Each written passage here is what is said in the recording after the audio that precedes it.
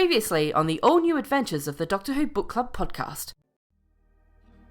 By the time this reaches your ears, dear listener, Ianto's shrine will have been taken down. I felt that we ought to spend some time reflecting on this in Cardiff with Torchwood. So we are going to be reading Trace Memory by David Llewellyn. Trace Memory is also the name of one of my favorite Nintendo DS games. Right, okay. And now our story continues.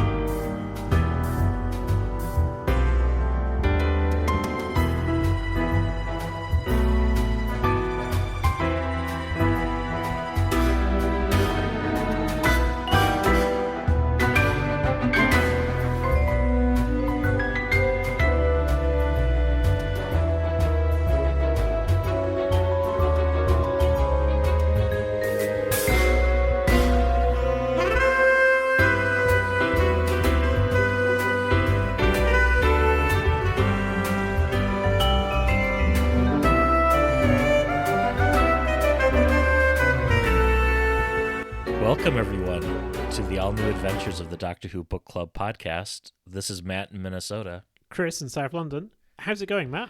Going quite well, Chris. Happy May. It's a busy time. It is. And we have some new Doctor Who on the horizon with the announcement of Circuit Breaker, which we've talked about quite a bit. And we finally got to see Joe Martin's new hat, which apparently was designed by someone in Minneapolis, which was exciting to hear about. Cool. I have no idea if they were able to meet Jo at the convention when she was in town, but I like the new look. I hope that Character Options comes out with a suitable Action Dolly variant. Yes. A lot of memes I saw online. Malibu Stacy's new hat from The Simpsons. Yeah, it's nice to have a very Doctor-centric crossover event, but also it's one where they don't necessarily need to be as concerned about continuity. Because we've had two previous major multimedia crossover events, one of which got scuppered by the pandemic, but was very... Okay, sure, that was quite 10th Doctor orientated, but it was of a very specific time and might well have known... I had a sense how it was going, etc. And we well also thought we've had lots of 10 Doctor material, but here it could be that the fugitive Doctor picks up a companion or two or three, and like we won't know what happens to them, and they could still be in the TARDIS at the end because we don't know how the fugitive Doctor's life ends. Yeah, it's exciting times. And I'm kind of hopeful that if we end up with another Wilderness Years of indeterminate length, that I have no qualms about Joe Martin becoming the new Paul McGann when it comes to spin-off material. Absolutely. And looking kind of at the Circuit Breaker map that was released of all the different releases, it turns out that there's not one but two books coming out related to it. So there's going to be a book in August called The Doctor and the Three Witches. And then the one that is, quote-unquote, written by Joe Martin comes out in September and is called The Kaleidoscope. And as part of Circuit Breaker, we are having a second reissue of Time Lord Fairy Tales by Justin Richards. Okay. So this was previously published in hardcover and then individual like mini hardcover books. But this is a new paperback edition, and it will include a brand new story with the fugitive Doctor meeting Martha Jones by Janelle McCurdy. Okay. So, and that comes out August 20th. I don't know how I feel about the fugitive Doctor meeting all of these other companions and unit and part of it feels like it should be like all brand new stuff, but I don't know. Yeah, and also like the fugitive Doctor meeting the Daleks and the Cybermen, and because does feel. I'm wondering whether there is some kind of like mind wipe type thing that happens at the end. Oh yeah, I'm sure. Like as part of Division, like we saw the mind wipe that led into the first Doctor. So yeah, but it also doesn't explain like Kate Stewart has met. So yeah. Yes, well, she's met more doctors than her dad, I think, possibly at this rate. At this time, Yeah. So yeah, I'm excited to have new Doctor Who to follow, and very much looking forward to that. And looks like a bunch of audios as well and comics. Yes. And speaking of comics, something that we've advocated for before on the podcast is finally coming to fruition. So September of this year, Doctor Who Save the Humans, the first collection of comic strips from the Doctor Who Adventures magazine, published by Panini. And it's going to be a slight 96 pages, so I'm assuming that there'll be more volumes coming, depending on how this one sells. Yeah. But a lot of authors that we've heard of and have read books, over the years have their work included in this. So yeah, excited for that. Yes. Here's a scary thing. People that were reading that when they were 7 or 8 or so are now probably in their late 20s. A nostalgia-driven release. Yes. Yeah. With the upcoming Masters of the Universe film next month, I'm very much lapping up all of the nostalgia coming out around that, so I can understand completely. Yes, because I was thinking during this last week, Torchwood started 20 years ago, and 20 years before that was Trial of a Time Lord. Wow. And you go, whoa, wow, because that felt like a long time ago. And it feels like no, it was maybe 4 or 5 years ago. Oh, no, it wasn't. And speaking of Torchwood, by the way, everyone, we are reading Trace Memory this month, which was by David Llewellyn. Yes. But before we get there, we've got... Show and Tell. Yes. So, what do you have for Show and Tell, Matt? Well, Chris, for my Show and Tell, I'm going to share how I experienced the TV movie. Ooh, okay. And so this is a story that I think I've told bits and pieces of, but I don't think I've ever told it from, A to Z, as it were. Right. So I'm, a rare fan that came into Doctor Who fandom as a result of watching the TV movie, as I was suffering Star Trek fatigue at the time. And it's important to note, for the purposes of this story, that my parents like to restrict my access to the VCR as punishment for perceived infractions. And for reasons lost to time, I wasn't allowed to access the family VCR to record Doctor Who that evening, nor was I able to watch it live because, as I was informed that afternoon, May 14th, Tuesday, 1996, that after school I'd be accompanying my father to help my grandparents out with some spring chores in their yard. Right. And they lived about 20 minutes or so away by car. So 6:30 that evening, we set off to my grandparents. The TV movie was set to start at 7 p.m. Once we got there, everyone was out in the yard working on stuff. I said I had to use the facilities, snuck up to my grandparents' bedroom, as I couldn't risk using the TV in the main family room, and I then proceeded to sneak watch the first 5 or 10 minutes or so of the TV movie before being called back to work outside. Yeah. So I'm sitting there, raking the grass or whatever, and the opening moments prior to the title sequence were playing throughout my head and just thrilling me because I had dutifully read The Time Traveler's Guide by Peter Haining in anticipation of getting into Doctor Who in the weeks prior because, of course, no internet access and no Wikipedia, anything like that. Yeah. So I did about an hour of yard work before we got into the car for the journey home, where I was able to run into the house and caught the last 15 minutes or so of the film. And that was it. Yeah. And then sometime over the next year or so, my local bookstore got in copies of both the novelization of the film by Gary Russell and the script of the film by Matthew Jacobs. So I read those and noted that the end of the TV movie novelization didn't quite match up to my memory of the closing moments because I think Gary Russell was using like an earlier version of the script for the novelization. But the script book matched my memory much closer, and there were color photographs included. And it wasn't until some 18 months later that I was able to get a copy, 2 copies of the TV movie from Big Finish author Kathy Sullivan as part of tape trading networks that existed at the time. So I got both an NTSC broadcast version recorded from Fox and a copy of the BBC video release, which of course was censored in parts and had the PAL speed up. So it took me nearly 2 years in fits and starts before I saw the TV movie in its entirety, soup to nuts, and I read the novelization in between. So I might be solely unique among Doctor Who fans in terms of how long it took them to watch their introductory episode of Doctor Who. Yes. So speaking of nostalgia, 30 years on, I am very much looking forward to the 4K release this month in true HD and being able to sit down in one evening and watch it in its entirety. Cool. So Yeah. That reminds me, I can't remember whether I've said this before, but we used to, when my brother and I were under 10, we would watch movies, but we would always watch them in chunks. So just before bedtime kind of thing. And Superman 2 was one that there was apparently issues with the video, according to Mum. And it was only years later that I realised that there was what obviously my mum thought was a sex scene.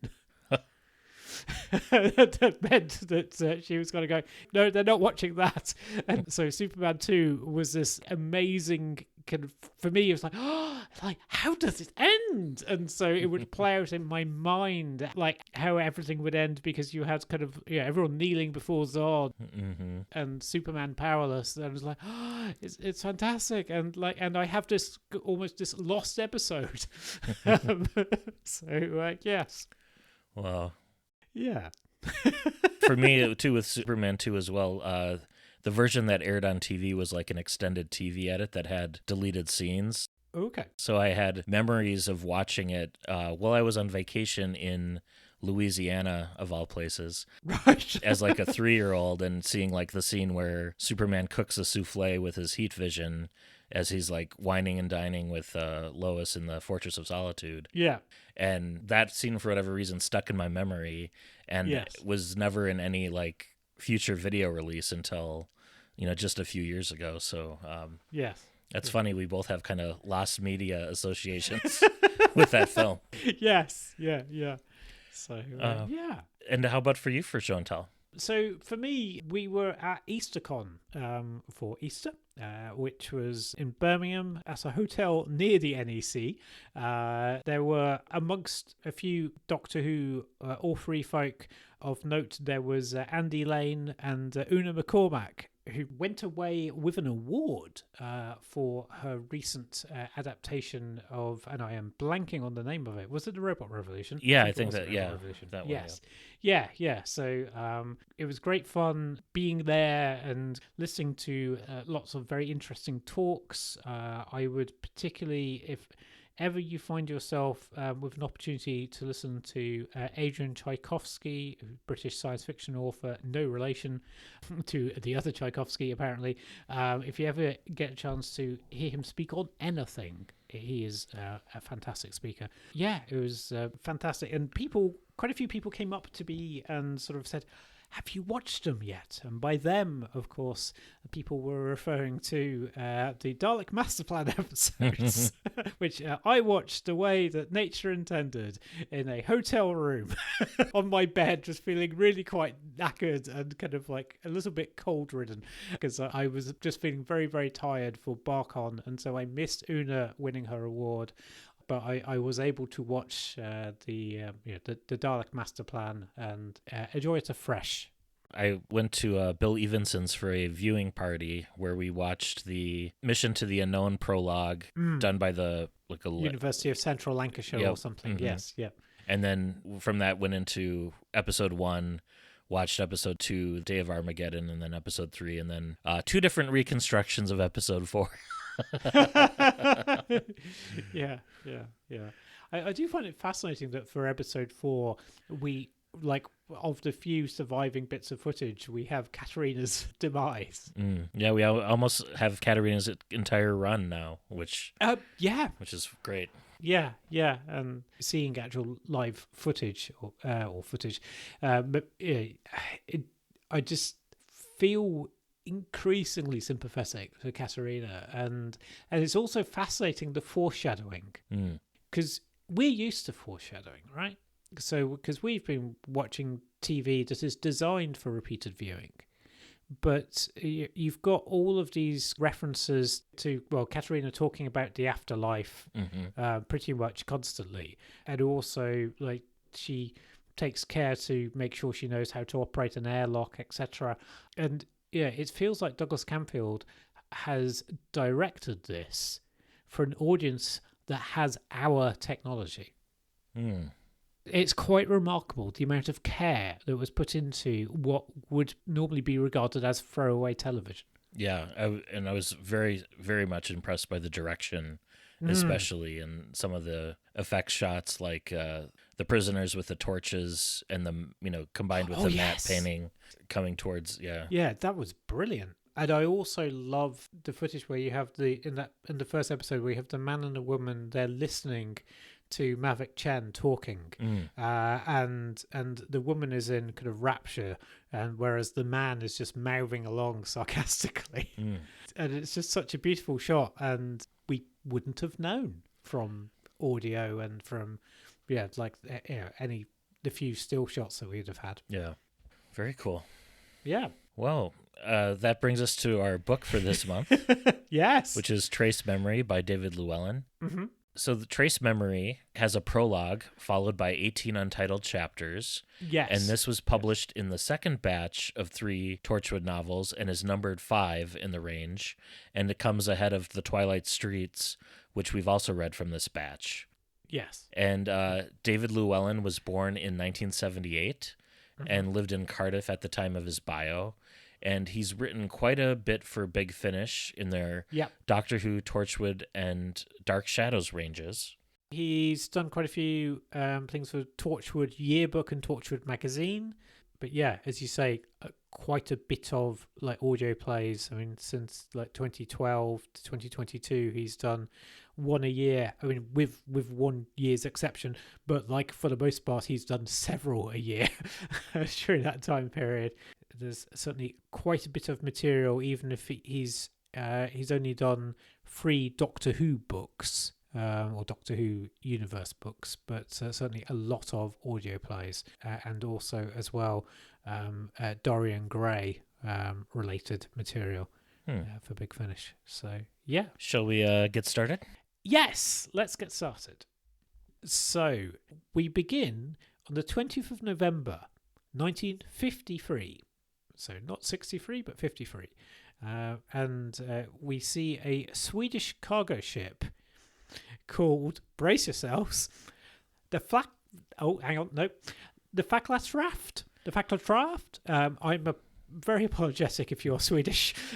and I looked that word up, and there's no direct translation, but it is based on the components of the word fackla, which translates to torch in English. And fac translates to trade union or compartment. Oh, okay. So, I thought it was going to be torch and wood. But yes. Okay. So we have this Swedish cargo ship, which is slightly unpronounceable to my South London tongue, and it's arriving in Cardiff, 1953, after midnight, and it contains a crate that the Russians must not be allowed to get their hands on. And there are 4 dock workers, Frank, Wilf, Hassan and Michael, who have been paid overtime to receive the ship's cargo. And it's around about here that we get this month's reading, which has been performed for us by Neil Bond of the Slab Press. You can see Neil at various different events, including FantasyCon in Glasgow in October, which you'll also see me at, and book extravaganzas in the Midlands and general central bits of the UK in the summer and and autumn/fall, and also the slab.press as a website. They very kindly commissioned Lauren to write a short story for one of their anthologies. So yes, so if you go along and see their work, you have an opportunity to buy Lauren's work. But yes, so there we go. So thank you, Neil, and let's have a listen. The crate was now only 20 feet from the edge of the dock, being lowered by a thick, heavy hemp rope. On the deck of the Fackler Trefact, One of the crew hollered from the deck. Sakta! Sakta! Can you hear something? Said Frank. Yeah, said Wilf. Someone talking Swedish. Frank tutted. No, not that, you bloody idiot. Something in the crate. Wilf cocked one ear towards the crate and frowned. No, Frank, I can't. Listen a minute. Can you hear it? Michael followed Wilf's example, tilting his head so that one ear was aimed towards the crate. Frank was right. He could hear something. A strange throbbing sound. Familiar, and yet, at the same time, quite unlike anything he'd heard before. Yeah, said Michael. I can hear it. Me too, said Hassan. The crate was lower now, low enough for Hassan, who was taller than the others, to be able to touch it if he stood on his toes. Shaking, he said. Like inside, there is something shaking. Right, what's inside this thing? What's the noise? Jag förstår inte, the man replied with a shrug. Bloody marvellous, said Frank. They all speak double Dutch. Fat lot of use that is to us. It's getting louder, said Michael. The crate lowered further, so that it was now only a few feet from the ground. I still can't hear anything, said Wilf. Nah, you wouldn't, said Frank. You're bloody deaf from your wife nagging you all the time. The others laughed, and that was when the crate exploded with a blinding flash of light, with a force great enough to rock the ship towards the starboard. Michael was blasted across the edge of the dock, one side of the crate hitting him face on and carrying him 10 metres until he fell into the ground in a heavy thump. A plume of insane heat erupted from the other side of the crate, sending shards of wood through Frank's throat and a heavy iron nail through Wilf's chest. Hassan was blown from the dock into the side of the ship. He was unconscious when he landed, face down in the water. As fragments of burning wood and sawdust rained down around the dock, another object clattered down onto the cobbles. A metal sphere, no bigger than a football, and ruptured on one side. Had anyone been conscious to see it, they would have noticed a dull glow the colour of burning sulphur, and heard the sound of the throbbing as it grew quieter and quieter. The glow too died out, leaving just an empty metal shell. It was mere moments before Cromwell and Valentine arrived on the scene. Valentine had hardly broken a sweat. All about them were the bodies and the burning remains of the crate. On the deck of the ship, the Swedish crew were swearing and cursing, but neither man could understand them. A bomb? Suggested Valentine. The Russians? I don't know, said Cromwell. But we need to clear this up, and we need to speak to the crew on that ship. He stalked across the dock towards the dull metal sphere that lay among the debris. They're dead, he said, looking down at the two blooded corpses. Not all of them, said Valentine. Cromwell turned and saw Valentine lifting a heavy panel top of one of the bodies. This one's alive. Valentine hauled the panel clear of the unconscious young man and dropped it clattering to the ground. There was one word stenciled on its charred surface. Torchwood.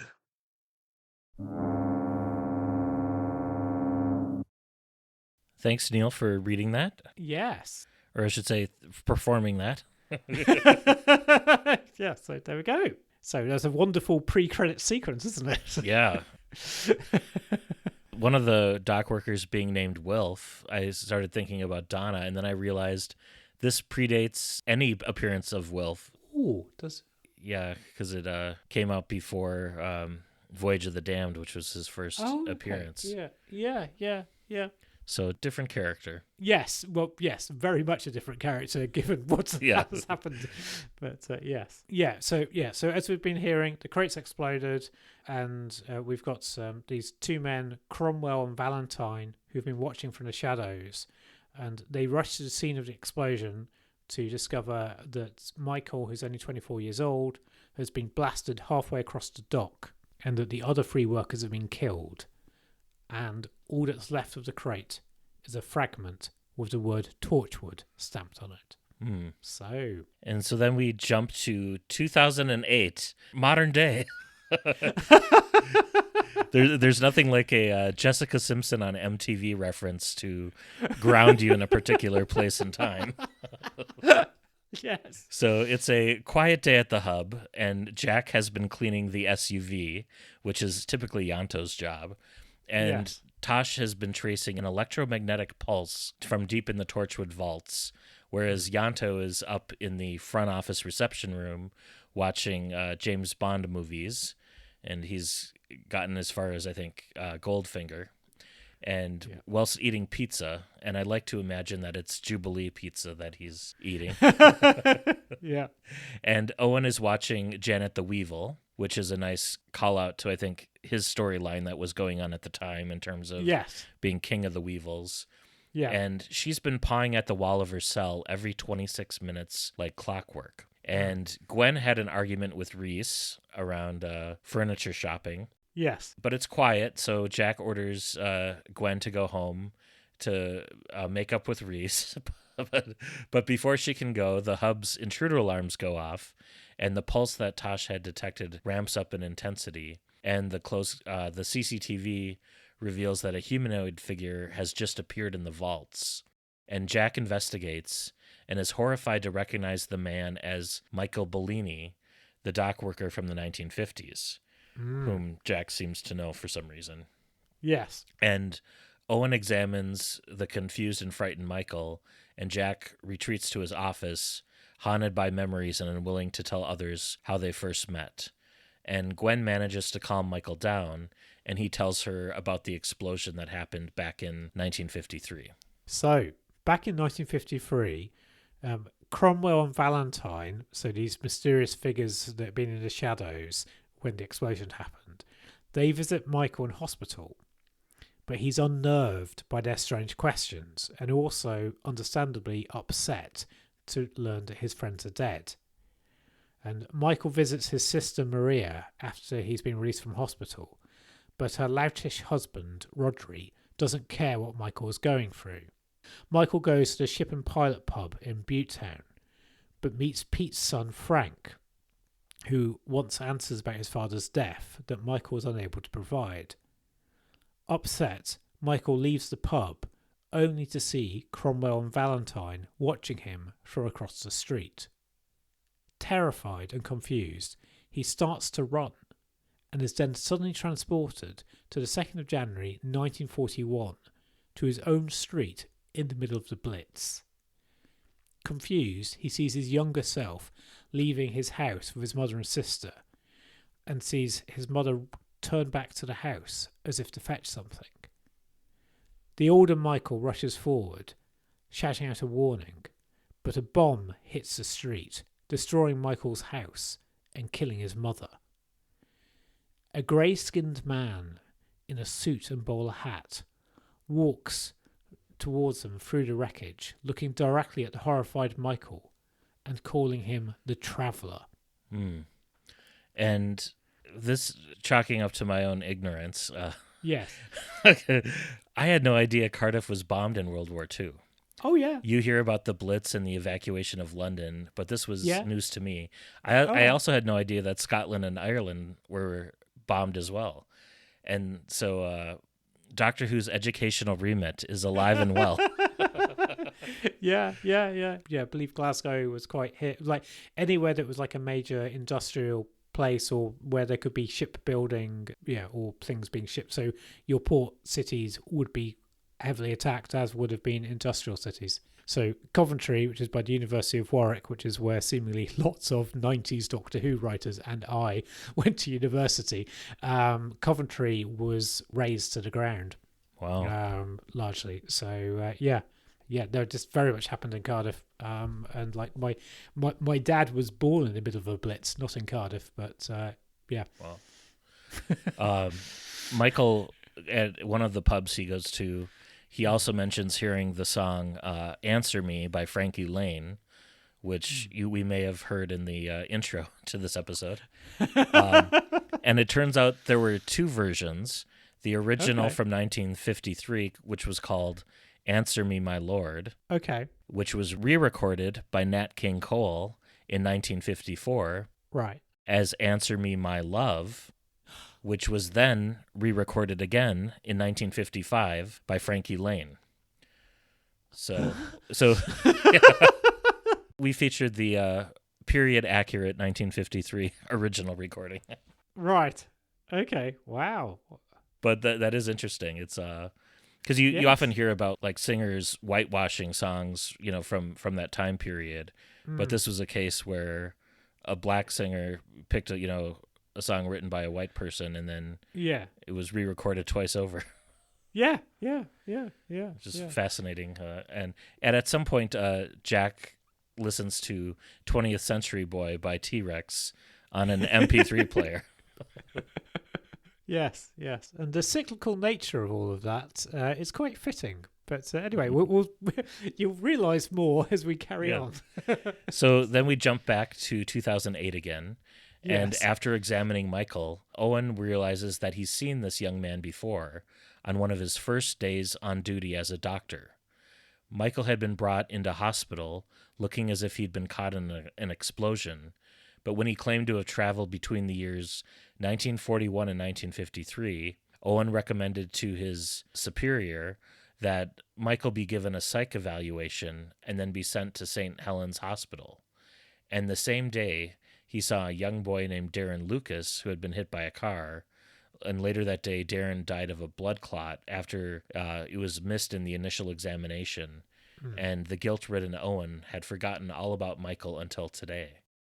And when Owen tells his story, Tosh remembers that she's also met Michael before, and after she's kind of shared her story, Gwen reveals that she had as well. So we now cut to the early 1980s, but we're not going to be spending time with Gwen. Instead, we are spending time with Tosh.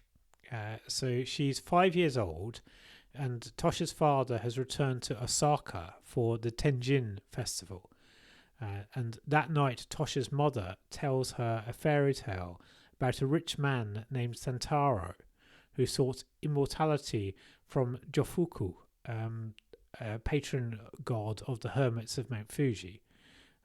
And Jofuku sent Sentaro to the land of perpetual life, which is quite close to what Katerina is talking about in Dalek Master Plan. Obviously, it's the same concept as well. And I also couldn't help but think of Captain Jack during that fairy tale, too. Yes. So Sentaro has been sent to the land of perpetual life, but eternal life has proved unfulfilling. And Sentaro learnt that from there he would never reach the land of Horizon, which is a paradise beyond the gates of death. So I do apologise to Japanese listeners for my pronunciation here. But Sentaro begged Jofuku to return him home, but he encountered a storm on the way back, fell into the ocean, and was menaced by a shark. Sentaro then awoke in Jofuku's shrine and realised he'd been granted a vision, teaching him to be content with his life and with the fact that he would one day die. So a bit of potential foreshadowing there. Yes, a little bit, yes. And we later, I think, meet Tasha's mother later on in season 2 after this book in a different series of flashbacks. So I think this book was kind of setting up her family a little bit for some of that. Yeah. And we also learned that Tasha's favorite show as a child was Gotcha Man, known as Battle of the Planets in the United States. And how fitting that she would later join a 5-person science ninja team herself in Torchwood. Yes.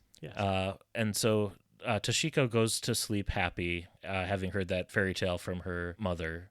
And the next day, her parents leave for work, and her grandmother falls asleep watching TV, and Tosh finds a strange man hiding in her closet. He tells her that his name is Michael, and seems confused and frightened to learn that he's in Japan. Toshiko offers him some food, but a gray-skinned monster in a suit and bowler hat with sharp needle-like teeth appears in the kitchen and attacks Tosh, demanding to know where the traveler is. Michael rushes forward to defend Toshiko and vanishes into thin air, and the gray man vanishes as well, telling the terrified child that they will meet again. Yes. So far, so unsettling. Okay. So we now go to a unspecified time before 2008. So Gwen meets her new partner, PC Andy Davidson. So this is whilst she was a police officer. And she's having an off day and thus lets Andy deal with a young shoplifter, and also deal with the man who runs into their police car, babbling that he's just seen a monster attack a young girl in Japan. Michael claims to recognise Gwen from the underground place, but PC Andy manages to calm him down, and he and Gwen take Michael to the station for a psych evaluation. Something that Michael has been threatened with a few times by now. And Gwen thinks no more of the incident until Michael has rocked up in Torchwood in 2008. And it's funny, too, that Michael comes from 1953 because there's a reference around here to the plane that came through the rift, also in 1953, in the first season episode Out of Time, which was one of my favorites from that first year of Torchwood, where you had the three passengers who were displaced in time. And it's kind of funny that Michael came from that same year, but the narrative makes it clear that the incidents are unrelated. Yeah.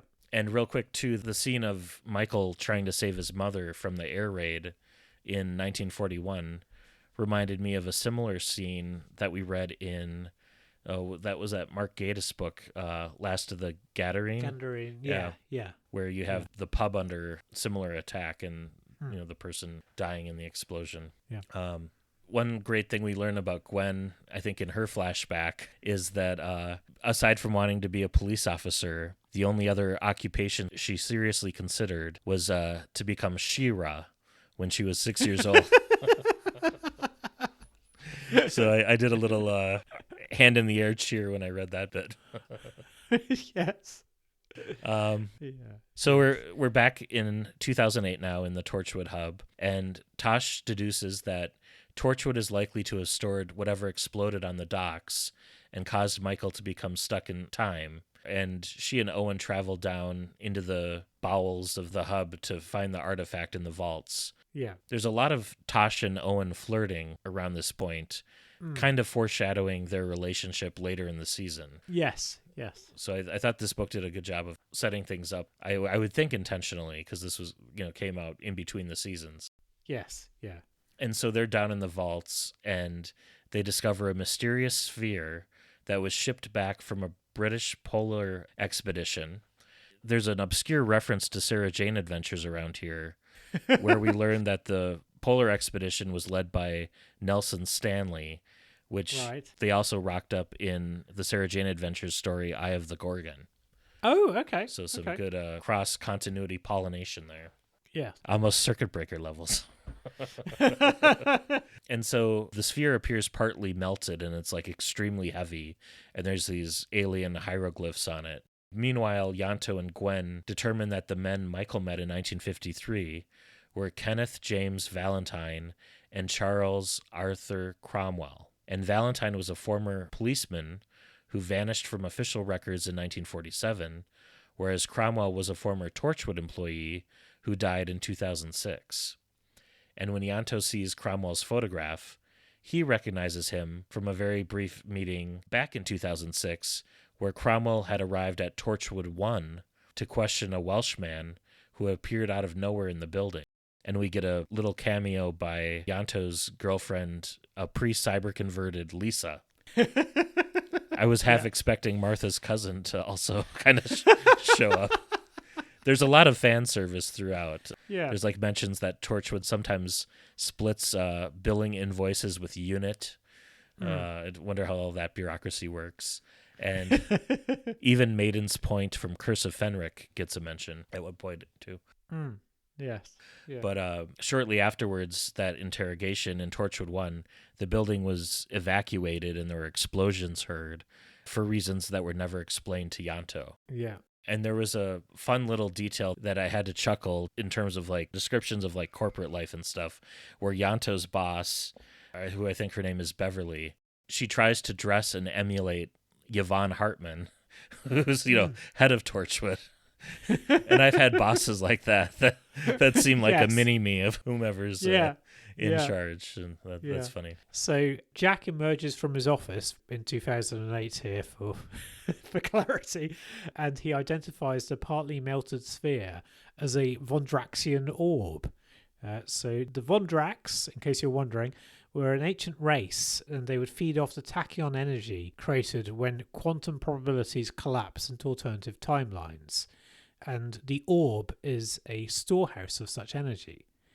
And the Vondraks can ride tachyon waves through time, using the orbs to change history and create more alternative timelines so they can feed. So Torchwood had tried to get its hand on this orb before the Russians could, because obviously thinking it's a very powerful thing, which it is a very powerful thing. But apparently the tachyon energy interacted with the rift and caused the orb to explode. And Michael was irradiated with tachyon energy and has since been leaping uncontrollably back and forth through time. And the orb had been stored on the hub since 1953, emitting low levels of tachyon energy. And the current team members have all absorbed trace amounts of that energy themselves, which is why Michael has been leaping back into their pasts, which is a convenient explanation. So as to why he's kind of like quantum leaping around. And we flash back to a few years before before Gwen joined Torchwood, and her and Andy deliver Michael to the police station where he's given a psych assessment and sent to a hospital. And the monsters in bowler hats appear in the psych ward, and Michael panics and leaps again, this time into Loading Bay 5 of Torchwood 1 in London, where he's immediately captured and placed in solitary confinement in information retrieval, where he's interrogated by Ianto's supervisor, the aforementioned Beverly. And when Michael identifies himself, Beverly sends for Cromwell, who meets Ianto briefly on his way in. However, Cromwell already knows what's going to happen to Michael. And Michael doesn't understand when Cromwell mysteriously refers to something called the Hamilton's Sugar Incident from 1967. And Cromwell warns Michael that the creatures stalking him are called the Vondraks, that they don't like mirrors or their reflections, and they won't stop coming for Michael until he's dead. And the Vondraks then attack Torchwood 1, killing everyone in their path as they close in on Michael. Michael's able to leap to safety through a time jump as the Vondraks break into the interrogation room, and Cromwell, who already knows what's going to happen to him, waits peacefully for them to kill him.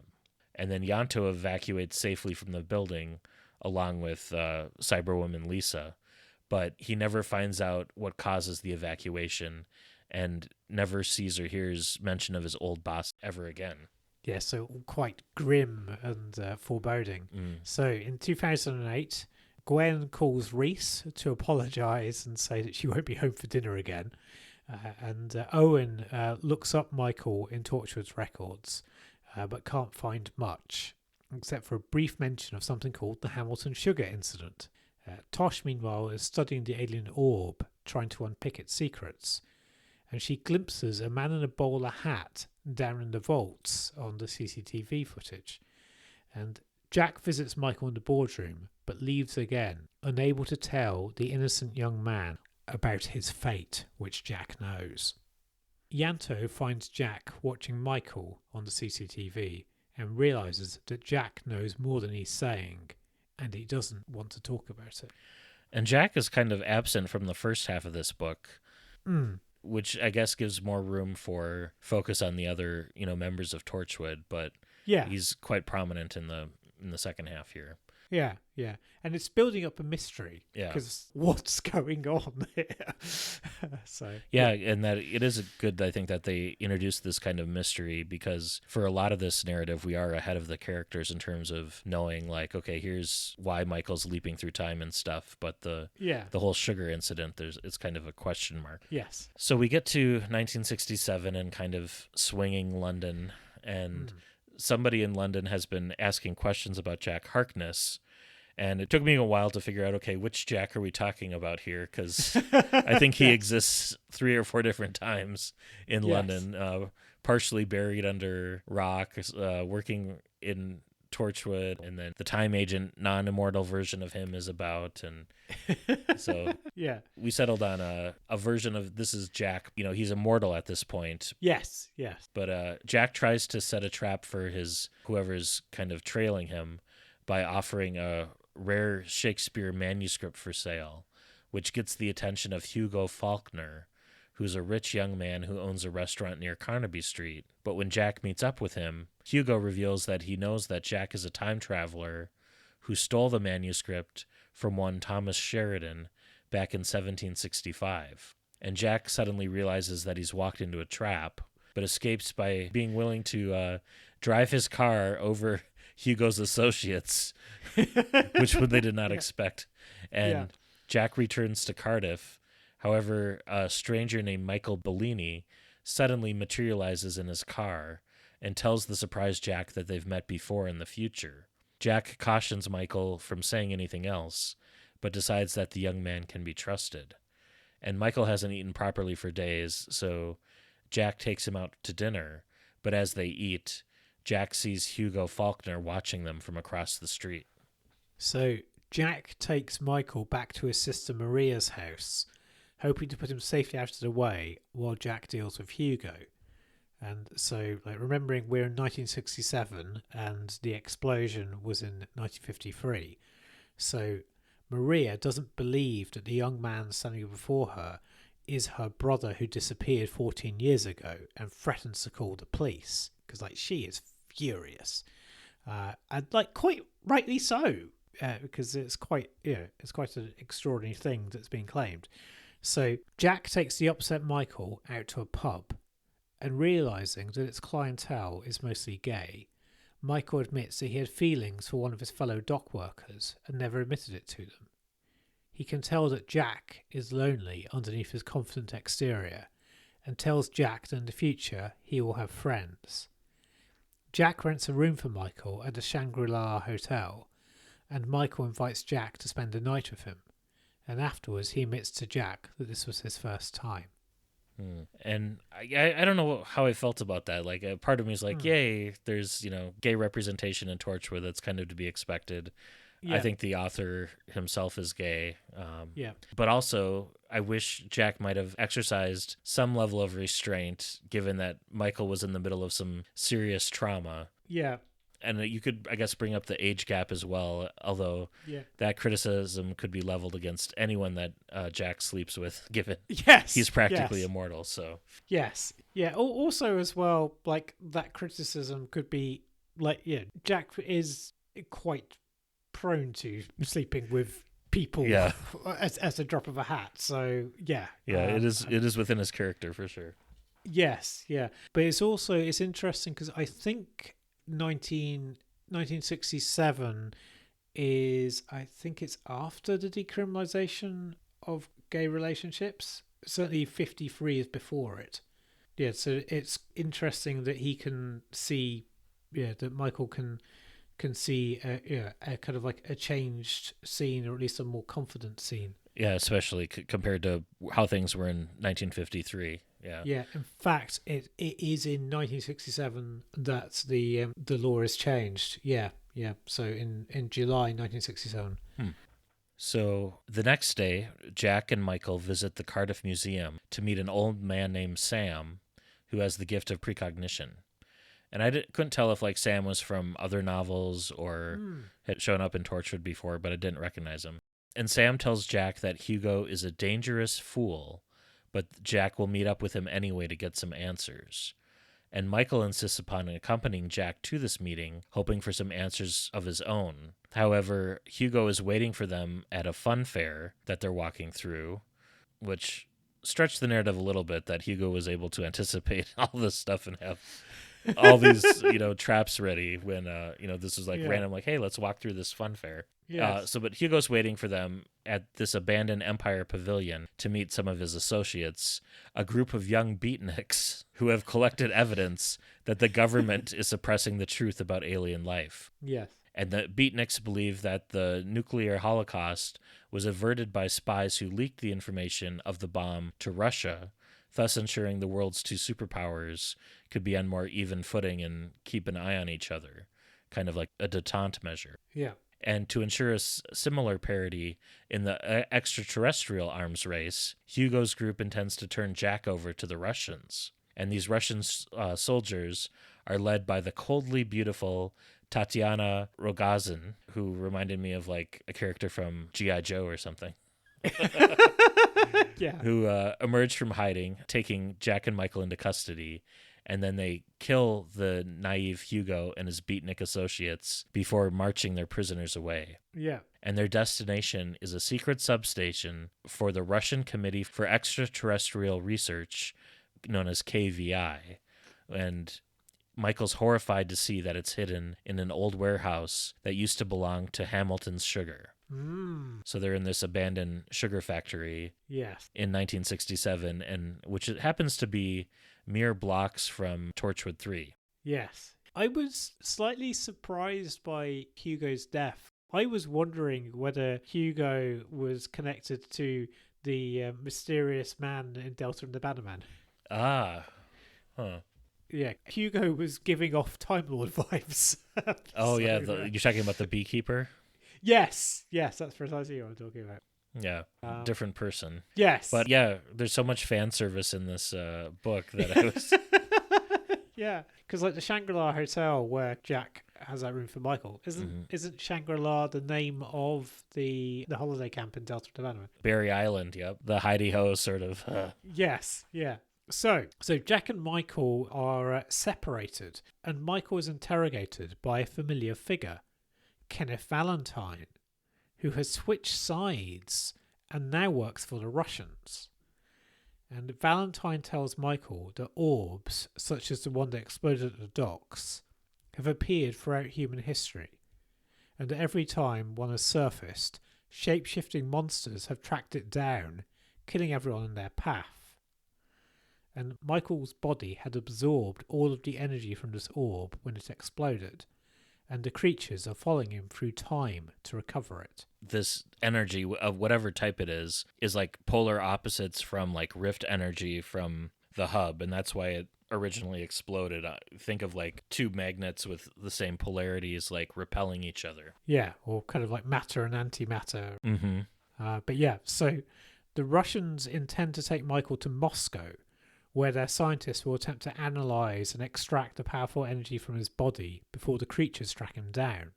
And Jack, meanwhile, is being tortured for information on Torchwood, but provokes his torturer, Yevgeny, into killing him.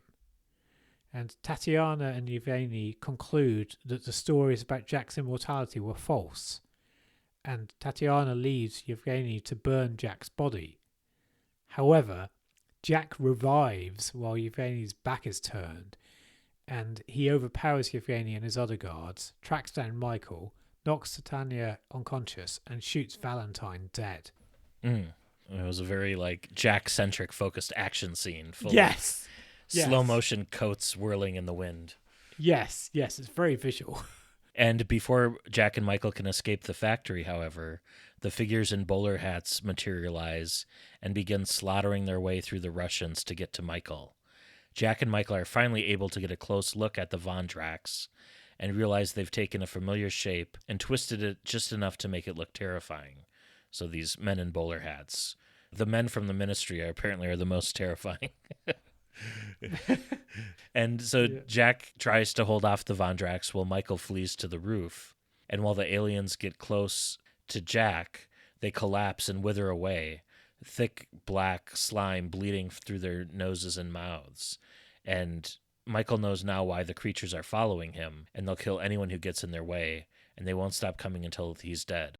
So apparently whatever time vortex energy, is keeping Jack alive from Rose and Bad Wolf and like continual resurrection, that's the same type of rift energy that repels this type of energy, which makes sense because that also powers the TARDIS, and so it all kind of connects from that perspective. Yeah. And so Michael says these creatures are relentless and they won't stop coming until he's dead. He tells Jack that he's sure about this. And so Jack takes Michael in his arms as Michael jumps off the roof of the warehouse, and they're holding each other as they hit the water 9 stories below and die in each other's arms.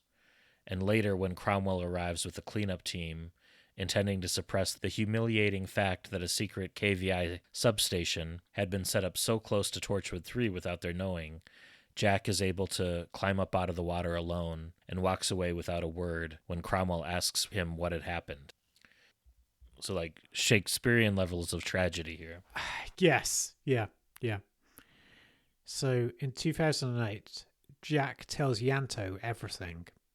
And Ianto compassionately tells Jack to go be with Michael while he still can. And Jack tells Gwen that the Vondraks don't like mirrors, and then takes Michael up to Royal Dalplas to see how the city has changed in the past 40 years. And moments after they've gone, the Vondraks attack the hub, see Jack and Michael on the CCTV, and ascend to the plaza. When they draw near to Jack, however, they shudder and die, unable to cope with the darkness inside Jack's head. The terrified Michael then vanishes, and although Jack knows what will happen to Michael next, he can do nothing about it. He then descends back into the hub, where the others have huddled around the water tower. And repulsed by their own reflections, the Vondraks are unable to get close enough to kill them, and again, Jack's mere presence is enough to kill the Vondraks when he arrives. And once they've gone, he tells the team that it's over. But Owen points out they were nearly killed by something from Jack's past, and wonders just how many skeletons Jack has in his closet. It's like, quite a few. Enough. Yes. Some of which we still haven't gotten the answers to, like his Yes. missing, couple years and stuff. Yes. And as Jack had promised, the incident is over, and Michael's future has already happened back in 1967. Ianto returns to his James Bond marathon, and Gwen returns home to Reese and apologizes for their argument about the furniture. Tosh returns home to look through old photographs and remembers good times with her family. Owen goes home, walking past the clubs where he would once have been out drinking and picking up women, and Jack takes the melted remains of the Vondraxian orb, now empty and lifeless, as the last trace of its energy was absorbed into Michael's body while he was there, and he throws it into the water near what was once the Hamilton Sugar Warehouse, and he walks away, not looking back. And thus ends Trace Memory. Yeah. So what did you make of this? I enjoyed it. It was a fast read. There was a nice slice of life element present in the narrative where I feel like David Llewellyn recognized the value of tie-in media insofar as, we love these characters and want to spend more time with them through interpersonal interactions. And sometimes with tie-in media, you get authors who push the plot above all else. I'm thinking about like the types of novels where you can tell the author had a concept or story idea that they were pushing kind of to the detriment of anything else. Like Speed of Flight comes to mind, but not so here. I mean, we get lots of lovely character moments, like Ianto very near to his future shrine. Yes. Which, by this time has been taken down, unfortunately. Yeah. And you get, Gwen and Reese arguing about their sofas and talking about, future plans and getting married. And I really love it when a book can balance genuine and authentic character stuff like that with the eventual plot that shows up. Yeah.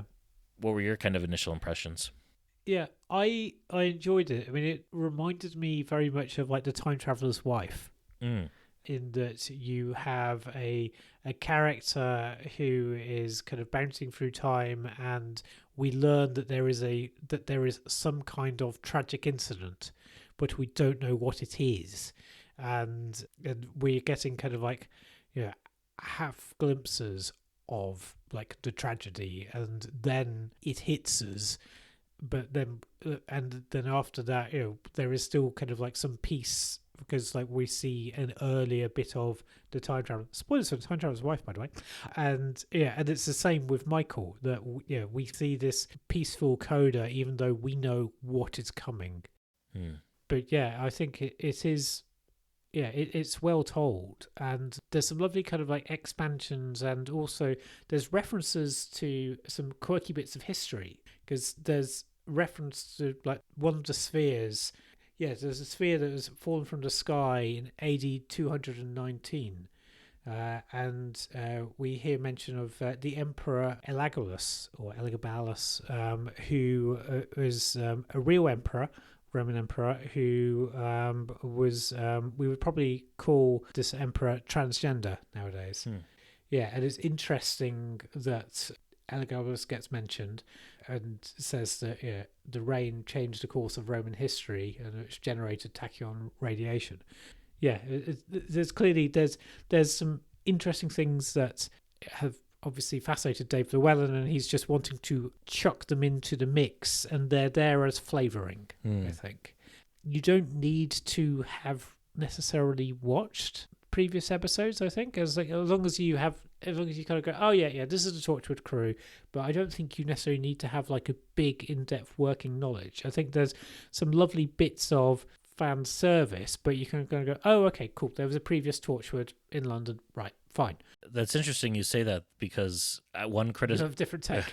one criticism I did have was I felt that more description was needed by the author in some of his scenes. Oh, okay. So it was very light on the description of things like That's true. the hub interior, almost no physical descriptions of characters or their backgrounds. And I took away that the book very much assumes that you've seen or are familiar with the show and aren't just picking up this novel randomly. Yeah. Okay. Because Reese isn't like set up or described, True. PC Andy not so much, and like there's no mention of there's a pterodactyl flying around the hub and that's fair. things like that. I felt even just a sentence or two would have helped, but it's some authors do that and some just assume what the interior of a TARDIS looks like. I think probably it assumes that you may have seen an episode or so of Torchwood, but you don't need to have an in-depth working knowledge of season 1. And you don't need to have an in-depth knowledge of Doctor Who. You can just run with it, I think. There's quite a bit of wonderful Jack moments. I mean, there's one section where it says that Jack had seen death up close and he doubted there was much beyond it. Any punishment for Jack had the potential to be infinite, unending. He'd never tell anyone this, of course, but Jack was scared. And it's like, the fact that he could be dying forever repeatedly, and like that, that's a horrifying concept. So I thought the villains were quite horrific as well. Like these, they almost reminded me of what would later be the Whisper Men. Yes. In the Stephen Moffat era, in the bowler hats, or I guess like the gentleman in Hush in Buffy. Yes. I wondered if at first if they were somehow like Gallifreyan related with the bowler hats, like an offshoot like Faction Paradox, but that wasn't the case. I was expecting at some point like a reference to Billis Manger as well, just given everything else that was referenced, but he didn't get a reference. Yeah, and also it's kind of nice that like not everything is referenced. Yeah, like we don't have tons and tons of it. I mean, we get kind of like just enough, but it's not. Yeah, but like it's not revealed, and it's like the weeping angels, or it's all some complex kind of thing. And at the heart of it, it's a story about a tragic young man. I felt like some of the romantic angles between Michael and Jack were well realized, while also still being respectful of Jack's current relationship with Ianto. Yes. And like Ianto was giving him space because he knew, he could tell that there was some sort of underlying tragedy here that was affecting him. So I thought those were delicately like well handled and stuff. I did appreciate that the book felt balanced. Like every member of the team, I guess Gwen probably had the least amount to do in this book, but even so, everyone kind of got at least a couple of scenes. Yes. So that was good. Yeah. Apart from the pterodactyl. Yeah. I think it's a good balancing act. I mean, like, is this a story that could be told outside of Torchwood? Yes. It was written in The Time Traveler's Wife. But could this be done with any other Doctor Who setup? With a lot of difficulty, I think, really. This does feel like a very Torchwoody take. Yeah, and it's nice to see something different, I would say. And could I imagine this as a TV episode? Absolutely. Yeah. It would have been a very good TV episode in the second season, and it would have been the highlight, I think, of the first season. Yeah, and I would agree. The book's plot felt right-sized to me, like not too long or complex, not too short. Yeah. Very much like a missing episode of Torchwood. I did feel, though, it was somewhat similar to there's a season 2 episode called "To the Last Man," which I had to look up the title because I refer to it as the episode with the Moby song. But where you've got the guy who gets unfrozen for like once a year for a day. Yes. So you get a little bit of that, and then of course the season 1 episode "Out of Time" with the 3 characters from the 1950s. But I have a fondness for like time displacement, fish out of water stories, probably stemming from me reading a lot of historical fiction growing up and imagining myself traveling back to those times, or those book characters coming into the present time and like showing them around type thing. Yeah. But plot wise, it did feel like an episode of Torchwood. Yeah. I think I'm going to give this an 8 out of 10. Okay. It was quick. It was a fast-paced read. Yeah. I appreciated we had either a gay or bi protagonist in Michael. Yeah. Very much keeping with Torchwood. Just a couple criticisms. Some of the transitions between scenes felt a little bit startling, where you'd go from one paragraph to the next, and you kind of need to figure out like, oh, hang on a minute, we've done a time jump. There's not a lot of context clues given there. Okay. But overall, and there were, like I said, a lot of bits where the reader was ahead of the characters in terms of their knowledge, but you did have the twist and mystery about the sugar factory and all of that. How about you? I think I will go for an 8 as well. Yeah, it's an enjoyable read, and as I say, it's something that's somewhat different in Torchwood. Yeah, it's a touching, very touching story. Yeah, touching, powerful, etc., etc. So and also, as you say, like, it's a quick read, though I think aspects of it will stay with me, and you can't really say fairer than that.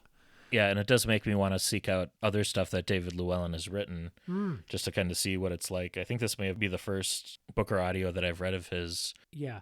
Even though he's quite prolific in the Doctor Who universe. Yeah. I also think this was his second published novel. And it's impressive. Certainly for that, because obviously, as I said, that there seem to be areas of his particular interests that have been woven into the mix here, but you don't have like sometimes where people are just chucking everything at the wall. There's real discipline, I think. So, cool. Yeah. Well, shall we move on to listener feedback? Yeah, let's.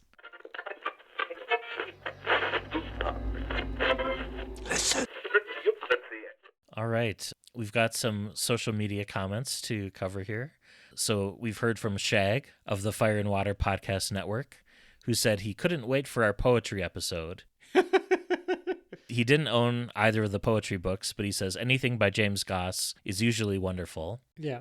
And he mentioned that Lux was up for an award, which I think it was the same award that Una came away with. Yes. I mean, there were other people that were not Doctor Who that were related to it. And Shag says the novelization of Lux was exceptional, truly top-notch, and only just behind the giggle, which was also by James Goss. Yeah. We've heard from Petros Pisco that says that Angel of Redemption is brilliant. We've heard from Not the Valyard. Excellent. Who says that he shall still destroy us. Right. But that he quite liked Matt's poem. Okay. And in true dictatorial fashion, thanks us for our attention to this matter. Yeah. Anything on the Facebook side? No, apart from the usual flurry of likes.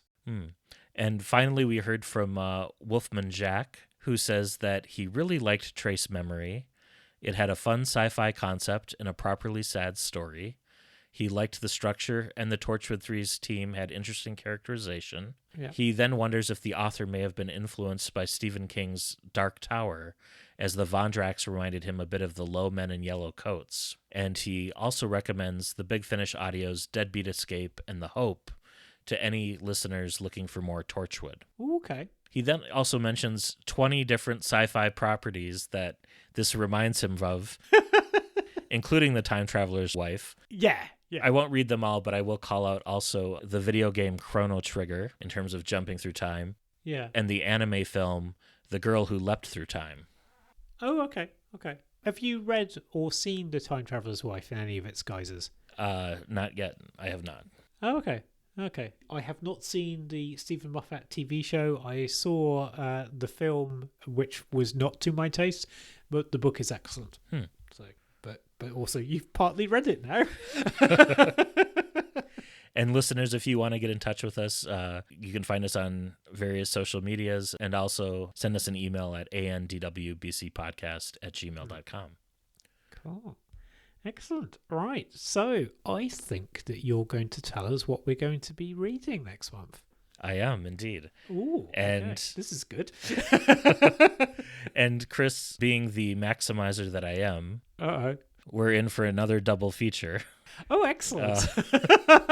And this is a tale of two Time Lords, but perhaps not the ones you're thinking of. Okay. We're going to be reading a pair of graphic novels from Titan Comics.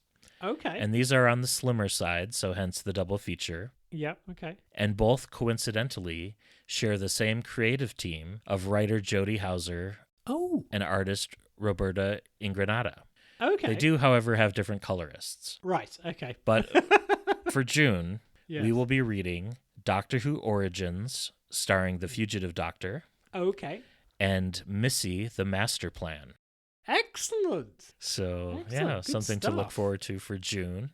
Yes. And outside of our regular Doctor cycle still. Yes. Do we know whether those are available in digital format or... They are indeed. That is good news. At least in various Humble bundles. Yeah, okay. Yeah, yeah, fair enough. It's been a little while since I have Humble bundled Doctor Who, so I shall go over and have a look at that. They might also as well be available in your local library, including digital versions thereof. And they're also on Comixology and various platforms. So yes. Some of which might pay their taxes. Well, until next month, this has been Matt in Minnesota. Chris in South London. Happy reading and stay safe.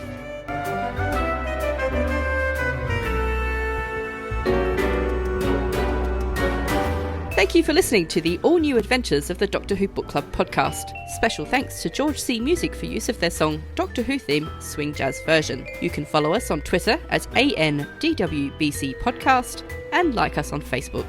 Help other listeners to find us by leaving a rating or review on Apple Podcasts or your podcatcher of choice. You can contact the show by emailing your thoughts to andwbcpodcast@gmail.com. And until next month, happy reading.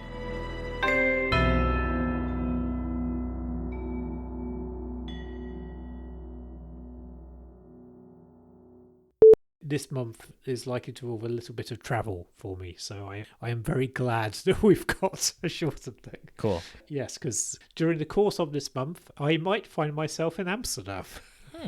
Going over with some friends to do some parkrun tourism. I'm trying to do the parkrun alphabet, and the last letter I have to get is a Z, and there are no parkruns in the UK that start with a Z. I may go and do my own Arc of Infinity walking tour. Nice. Which is what everybody goes to Amsterdam for, I am sure. Here's how you can differentiate yours. Rather than going on an Arc of Infinity walking tour, you can go on a Blu-ray extra of the Arc of Infinity walking tour. Yes. And visit the sites that Janet and Peter and Sarah visited twice over. Yes.